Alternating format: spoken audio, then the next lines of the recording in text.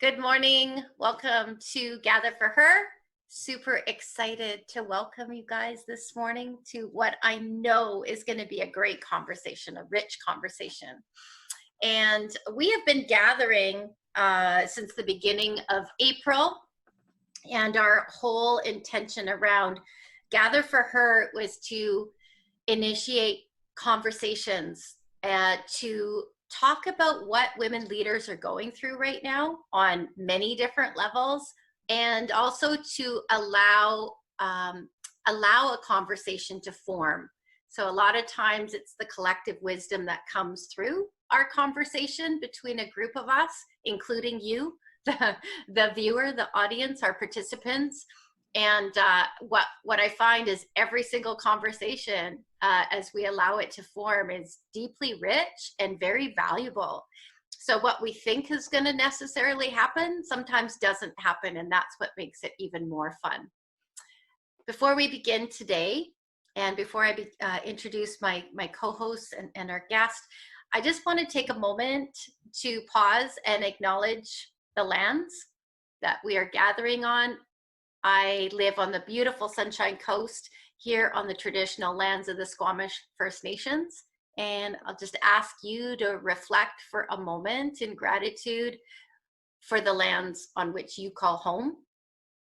And just ground into home today, ground into where we're from, and that connection as we all are connected from our homes across Canada and also internationally on the call today. So pretty cool, pretty exciting. It's a gorgeous day, and I'm thrilled to, if you have not been in a call yet, I think you probably could introduce all of us. Everyone that's on this call, it feels like friends gathering, and that's exactly the type of audience that we're looking to grow. I am introducing you to two of my fire dancers today.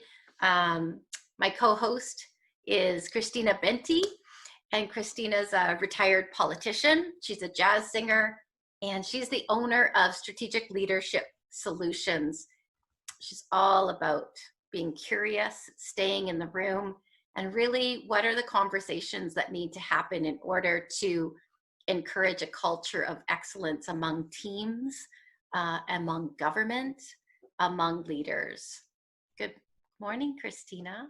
Good morning. Good morning, everyone. I'm really looking forward to this conversation because I'm very interested in the dialogue about conscious leadership. So very excited about this. Thank you so much. Yeah, we have way too much fun doing these.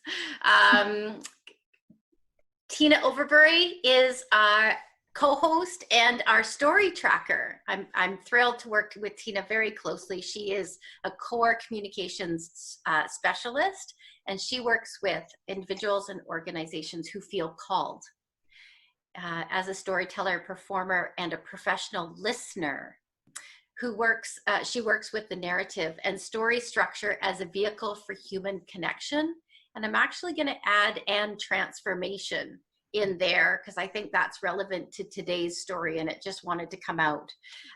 So you will see how Tina contributes, listens, and reflects back to us. So we get into our conversation and the story of us that we are creating through this conversation at a deeper level today. And I just want to make mention of our Indigenous sister who is not here in person today, Sharon Marshall. And she's not able to be with us live, but she is our graphic recorder.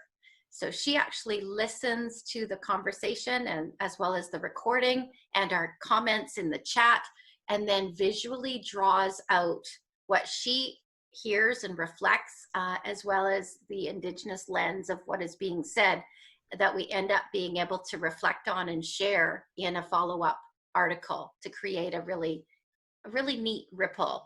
And I think sometimes just seeing that back in a different way also reflects back to us at a different level.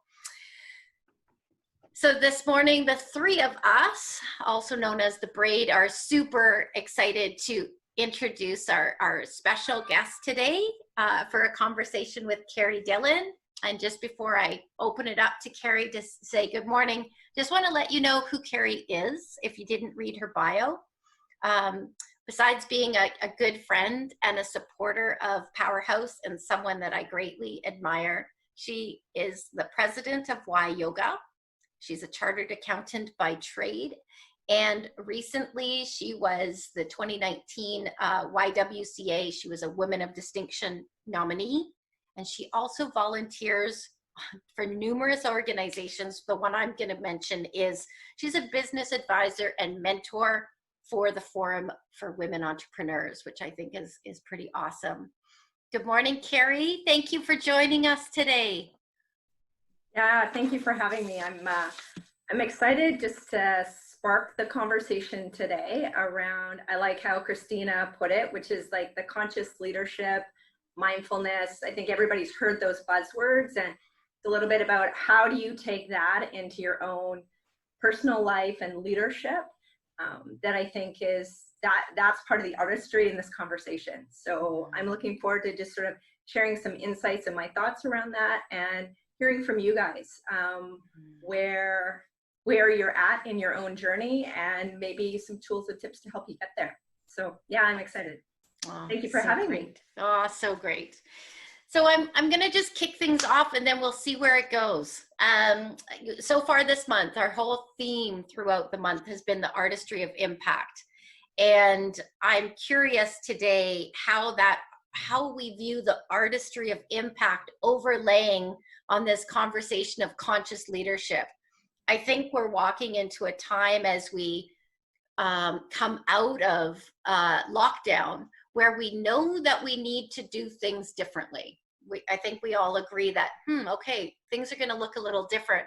But I don't know that we often talk about how to access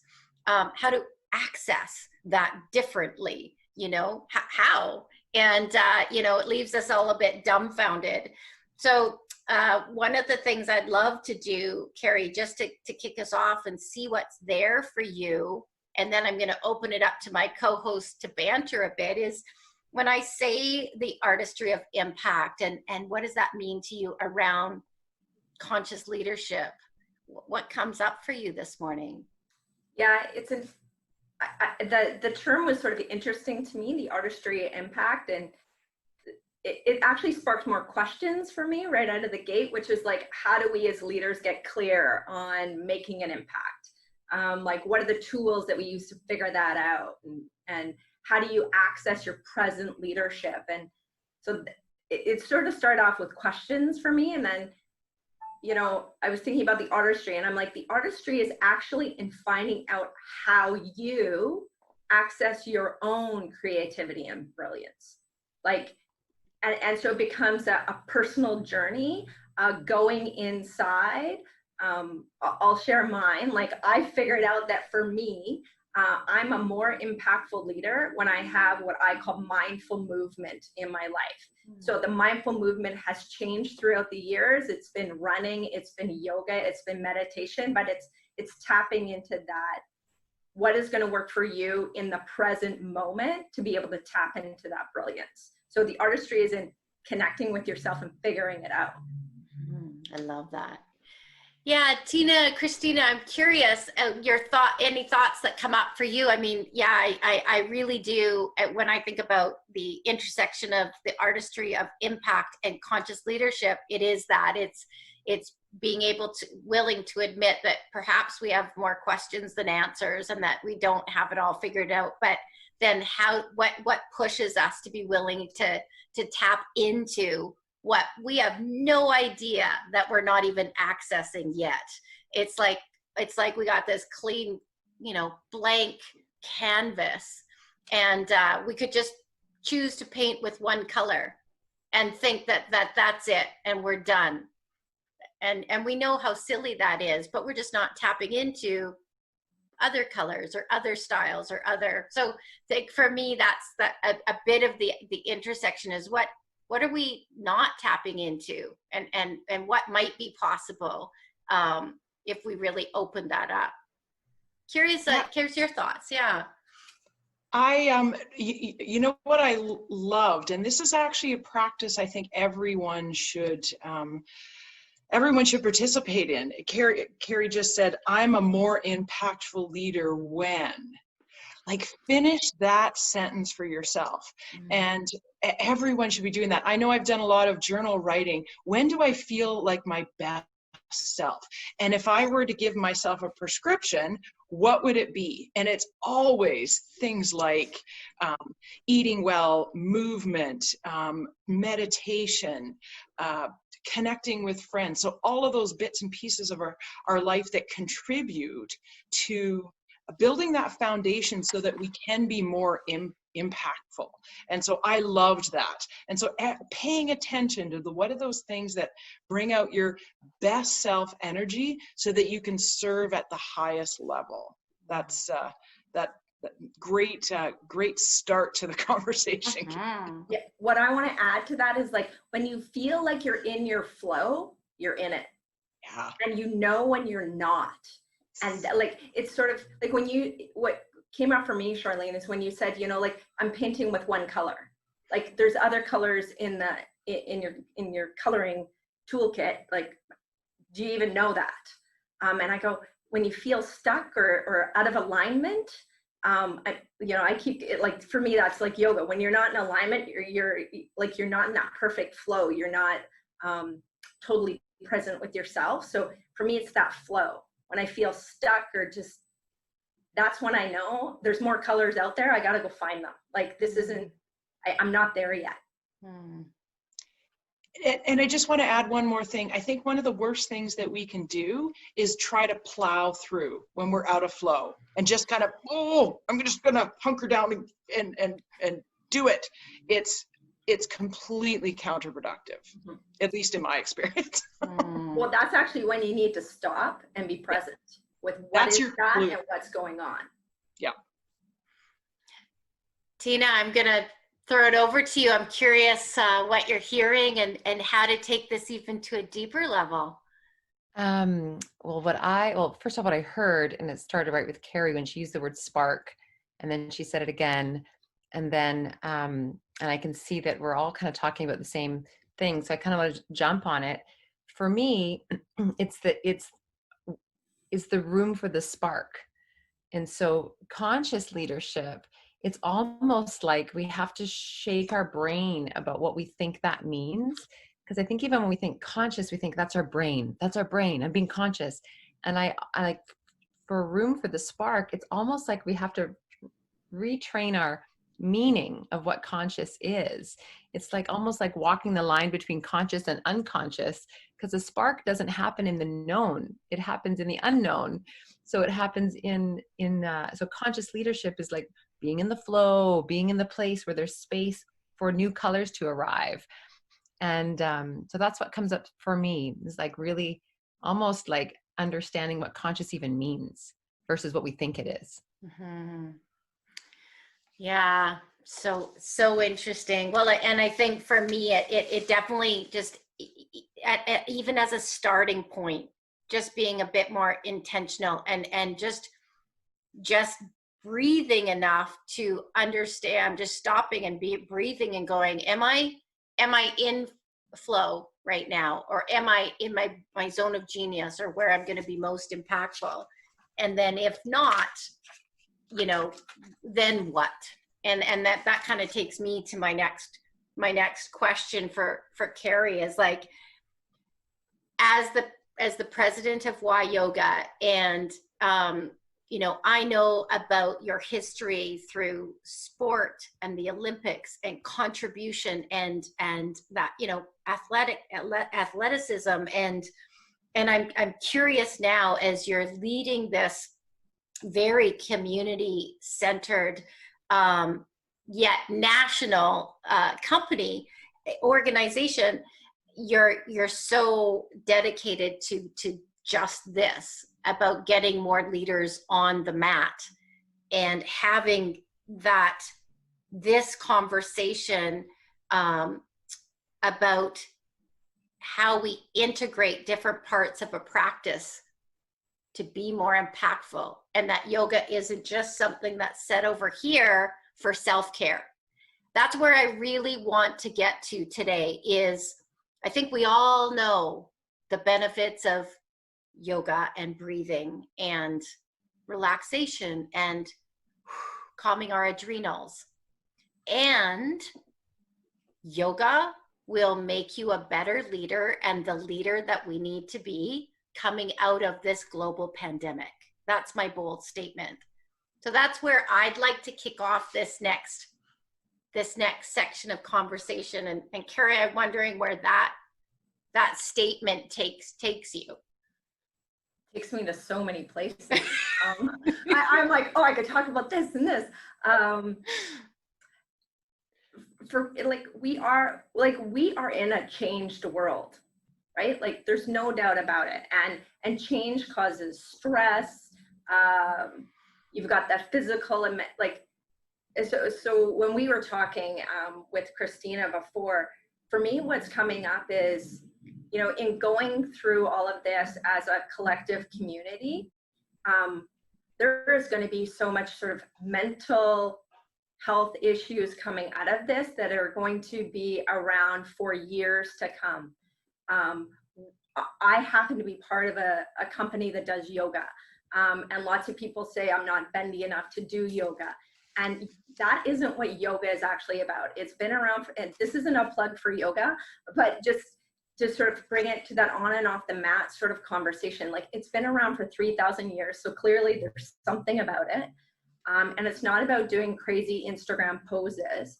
Really, yoga is about connecting your body to your breath. And putting your body into positions of stress and learning how to calm your body and the stress reactions to be able to also calm what I would call the mind fluctuations. So through this practice of putting your body into stressful positions and using your breath to do your mind-body connection and really calming your mind through that whole process, you're training your body and your mind and your breath to when you get off the mat. So when you're in these stressful situations like we are today with the pandemic and all of that, is what are the tools that you have in your toolkit to move through that stress? And for me, I come back to that. So when I hear all these facts and things and oh my God, and the whole world is blowing up and you're starting to feel anxious, it's how do you come back to that present, to calm yourself, to calm your mind? Yoga really is the practice to meditation. It's about moving through postures and calming the fluctuations in your mind so that you can create space for creativity, for the how do you deal with that stress moving forward, and action. That's actually what yoga is the prep for, is the meditation and the creating of space. So again, it's not necessarily about the yoga, but it's about how are you finding the tools to connect your breath to lower your stress and creating that mind-body connection for yourself. I really want to chew on this for a while, if this is okay with you guys, because I've never heard anyone before talking to Carey about it explain it quite like that. And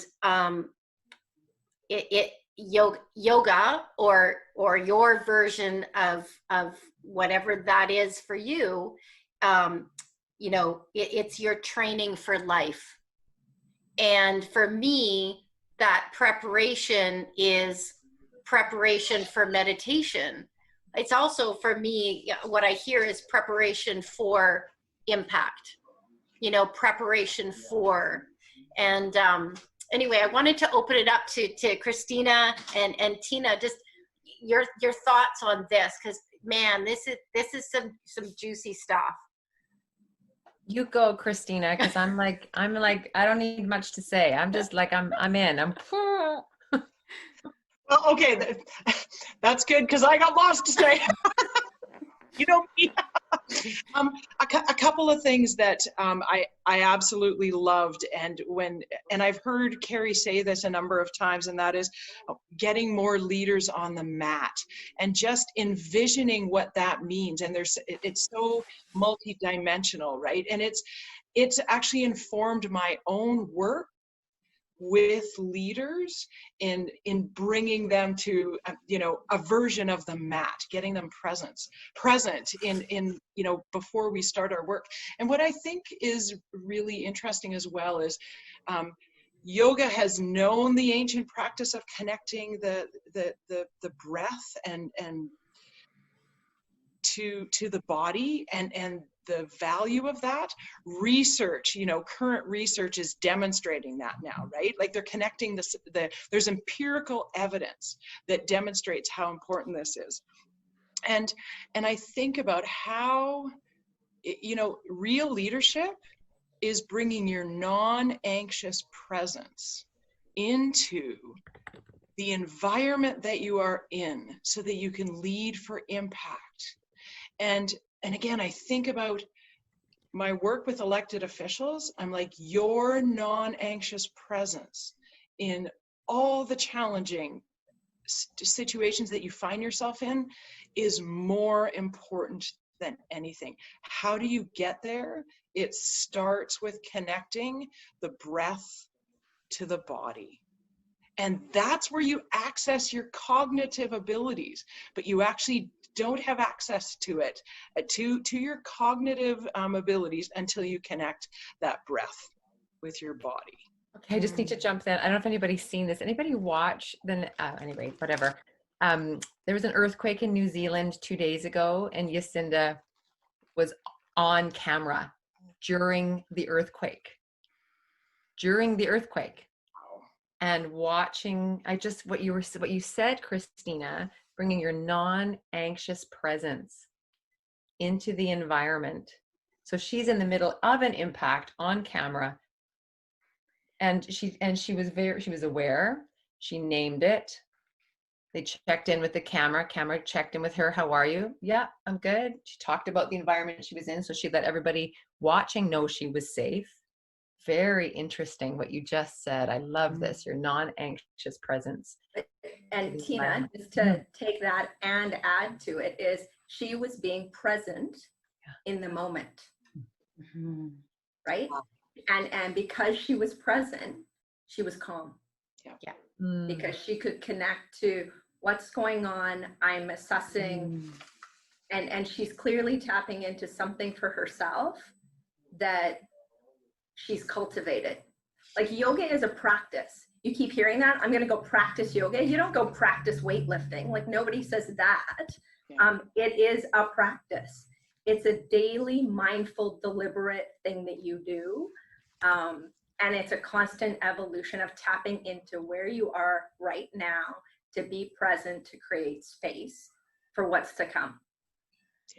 And learning how to create tools for yourself for when you're under stress, right? Like you're putting your body into stressful positions and learning how to breathe and calm your nervous system through that. That is all yoga is. And the end result of that should be calming of your mind fluctuations to set you up for meditation. That's actually the journey of yoga. It's not about the fun Instagram poses. I have a question, and I'm not sure if it might be for Christina and Carey, where the mashup of you two are, and it's the dance of being present and public. And I'm curious what you might add to that, as in this conversation about leadership, which means we're usually out in front and public. And I'm wondering what you might bring just to that concept of being present in public. So I can start, Carey, if you want. I think about the value. I think as you cultivate that mindfulness and that presence, and going back to what Carey said, getting leaders on the mat, that grounded presence, being able to do difficult things and to be able to ground yourself in and breathe and through those difficult things.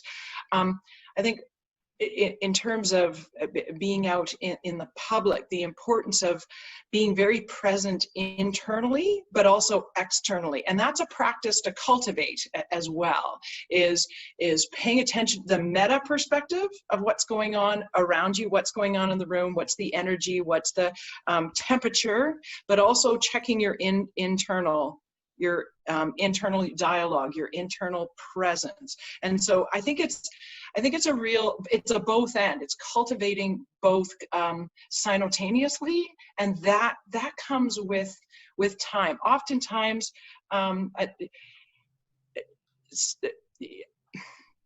oftentimes it starts with paying so much attention to your internal dialogue that you're actually not paying attention to what's going on in the meta. So being able to do both and cultivate both is very key for leaders. Yeah, I think that was really well said, Christina. I do feel like it's that inward and outward. And a big part of it for me is starting probably with the inward to help to create that foundation to be able to look outward. To create that inner sense of calm for yourself, to be able then to take it out into the world, and just keep coming back to that, I think will help to sort of propel you forward out in the world as a leader. But I really feel like that foundational piece is inner. And then you can sort of build on that, and create a bigger impact out in that leadership world. Just like taking of a breath is so grounding. Like, think about it, when you're all like, and then somebody says, just breathe, and you're like, breathe, right. And you do that, and you just feel like that little bit of, like, the energy just kind of dissipates, and it brings you into that present moment. Like, it's a fascinating thing how breathing is so unconscious. When you make it conscious, how much that calms your inner spirit. Yes. It's amazing. So I think what would be super fun to do today, and my goal is that we walk away with a prescription. That's what Christina started with. Of, if we boiled this down to the simplest form, what would our prescription be as conscious leaders? What would our top 3 things be? And if to be a conscious leader, it means being conscious. And so what I heard Carey said, if I could like be brave enough to throw the first part of the prescription out, is just go back to the breath. Just consciously go when it's hitting the fan,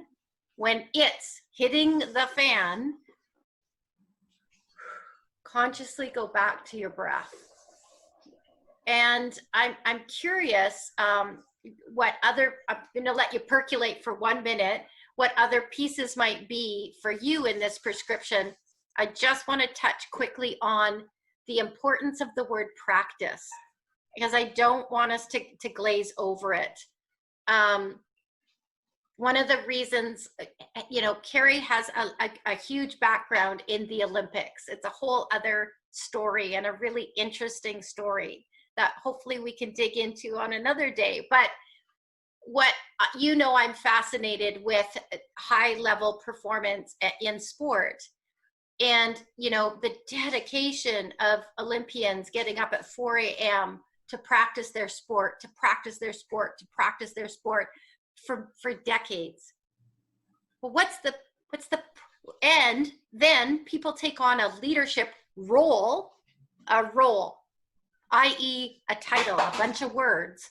And it's like, but what's your practice? How long have you been dedicated to this? Have you been getting up at 4 a.m.? Because I'd like to hear about the practice that's going to make you the leader, like Olympian level leader you need to be to take us as a society where we need to get to, because that ain't happening enough. So I just want to back up the bus for a minute and talk about the importance of a practice as a conscious leader, because I think that's super important. Any takers? I'm not going to take it, but I just want to, I love it when I see people why I love them. And that was just like a little bit of Char's fire speak, like just a little bit. I'm like, oh, I love her. I just love it when she fire speaks a little bit.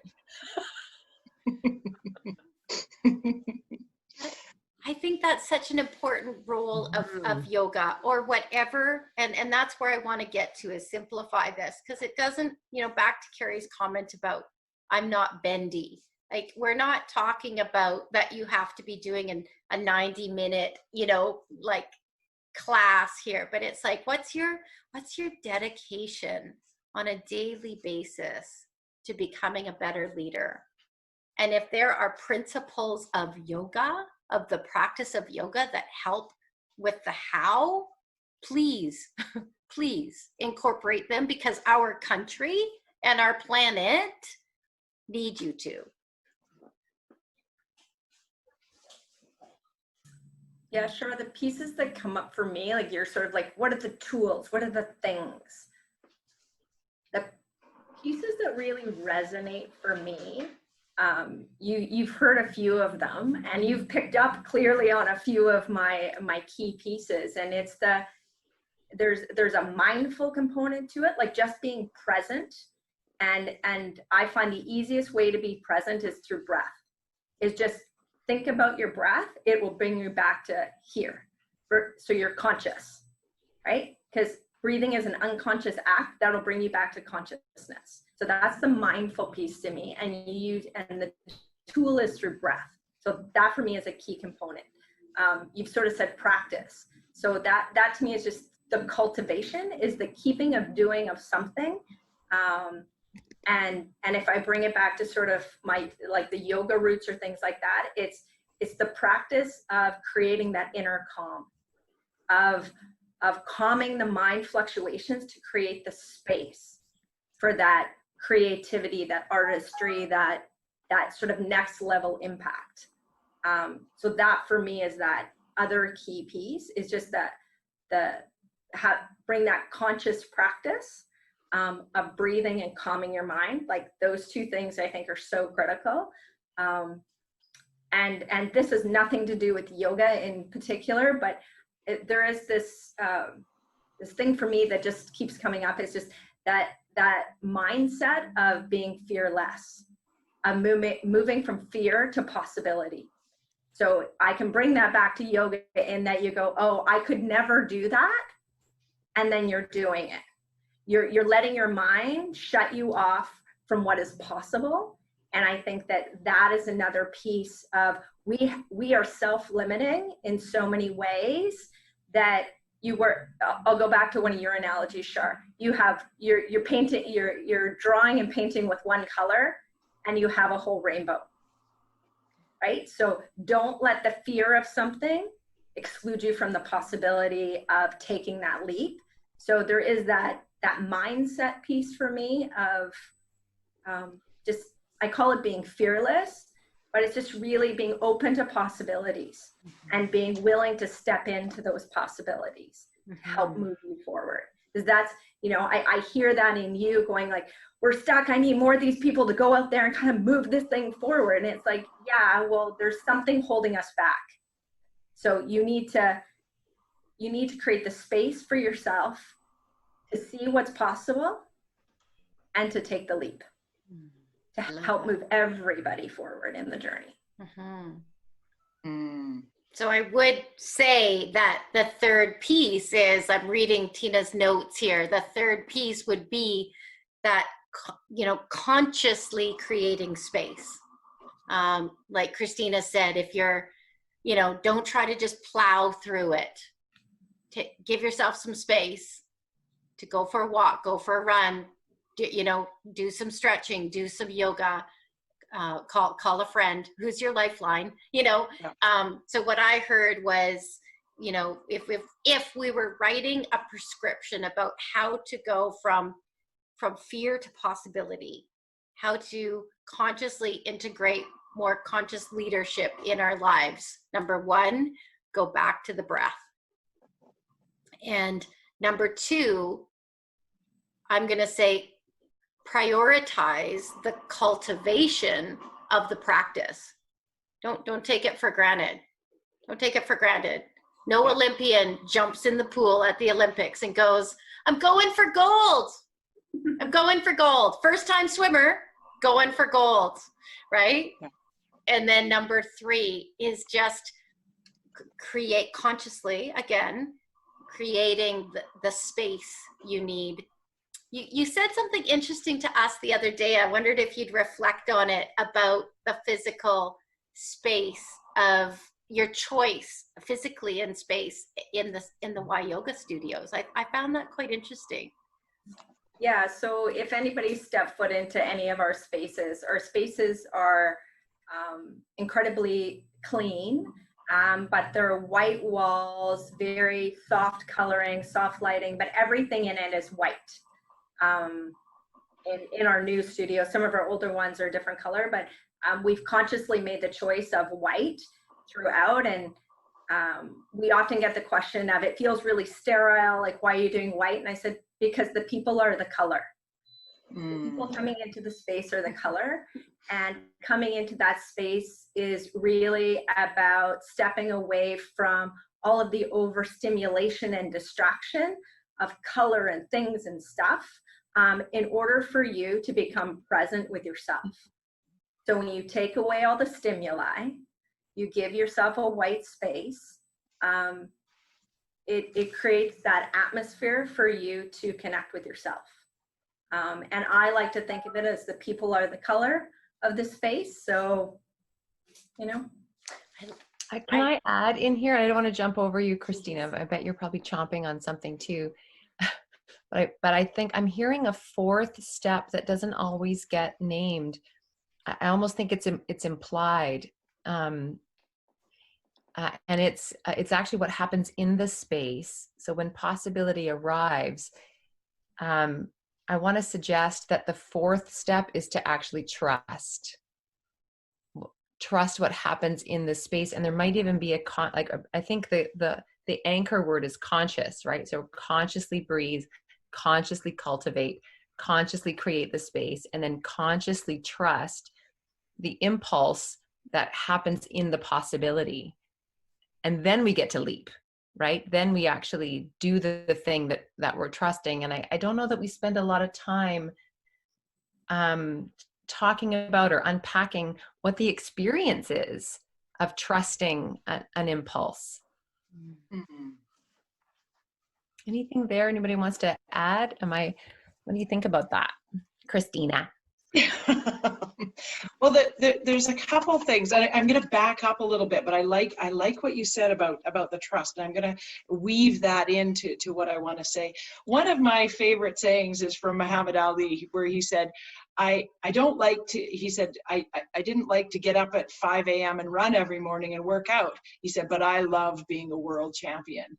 And I don't think we should ever be afraid of the word discipline, like a discipline and practice, and recognizing that, so for example, you probably don't have to discipline yourself to brush your teeth, right? You don't argue with yourself, oh gosh, I have to brush my teeth. You just do it. And when we cultivate practices and disciplines into our lives, we get to the point where we stop arguing with ourselves, and it becomes part of the way we are operating system. And I think that what Carey's talking about is very much the same. Really learning to cultivate that mindfulness and connection to breath. When it becomes a practice, then this ties back into trust, Tina, is that the practice, you get to trust then that you actually may not see the, you trust the impact.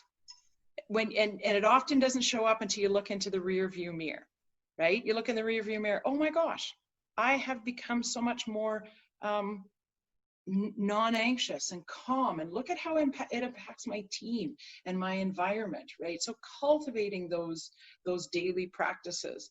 And I was thinking about what Charlene said, and I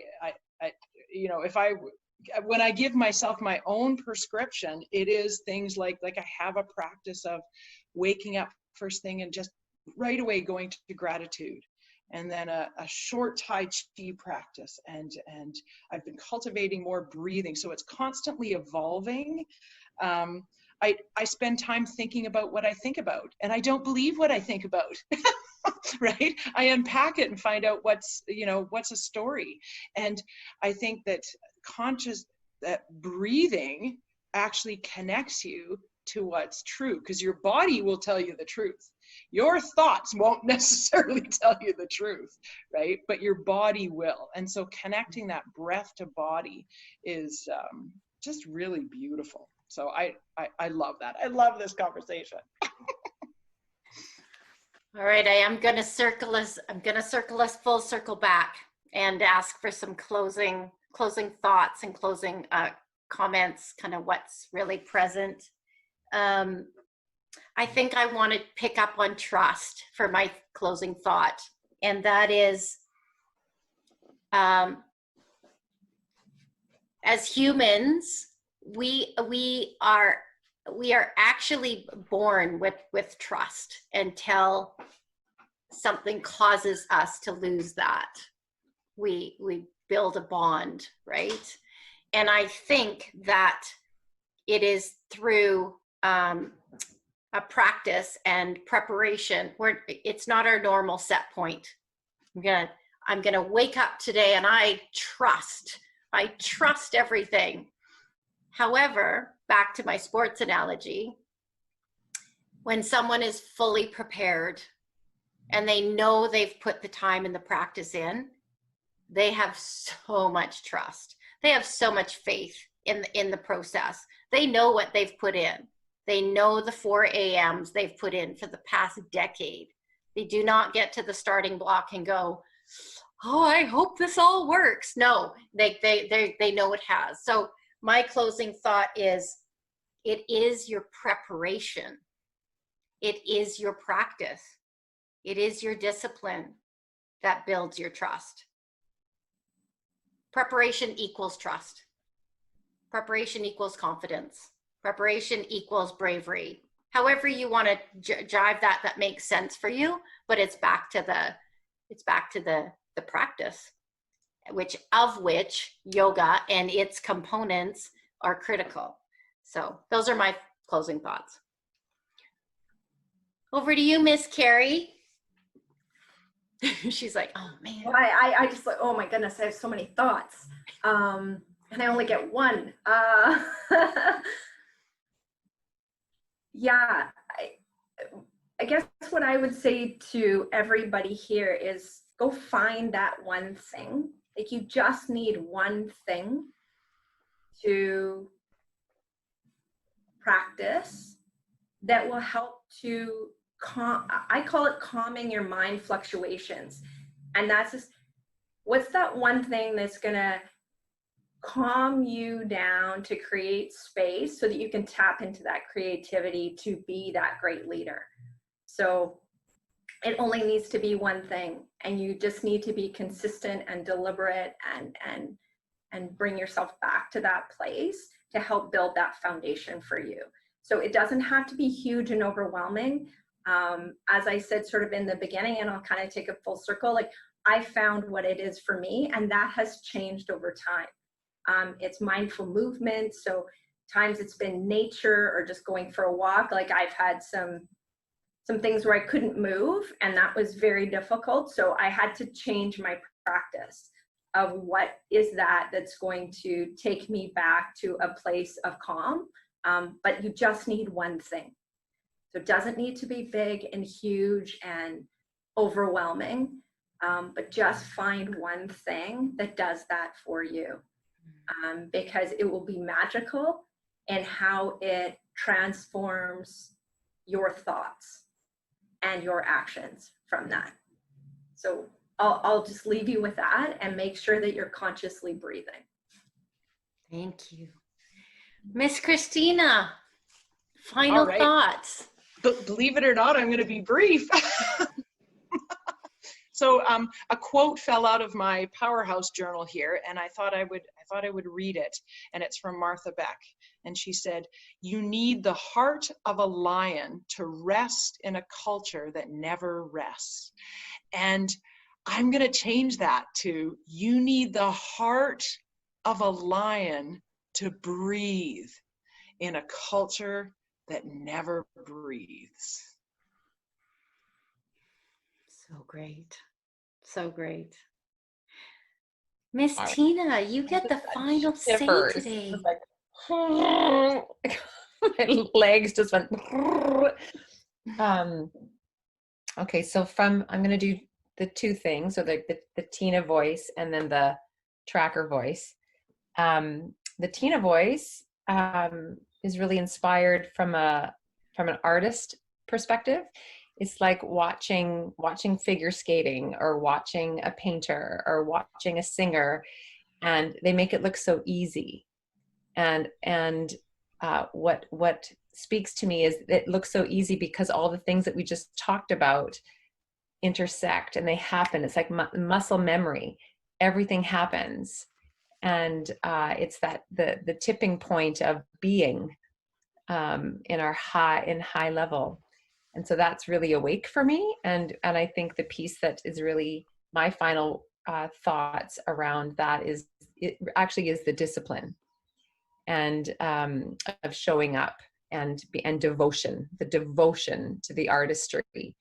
So that's the piece for me. And from a tracking perspective, what I just keep hearing again and again and again and again and again and again is consciousness, but consciousness in the realm of space, coming back to the white walls, coming back to the discipline, coming back to carving out, coming back to, the consciousness as almost as a choice, like a choice of carving out and following, whether you're following a step or whatever, but there is an actual tangible to consciousness, which is what I'm hearing we keep talking about collectively.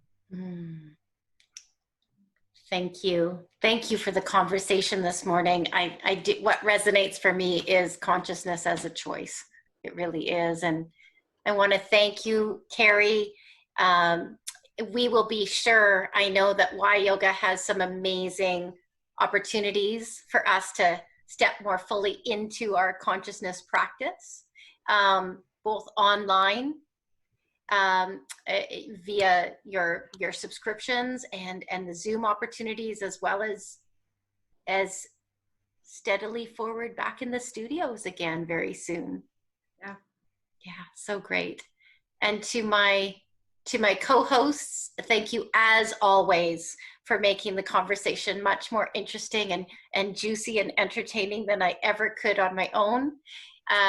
So I'm just going to formally close the Gather for Her conversation.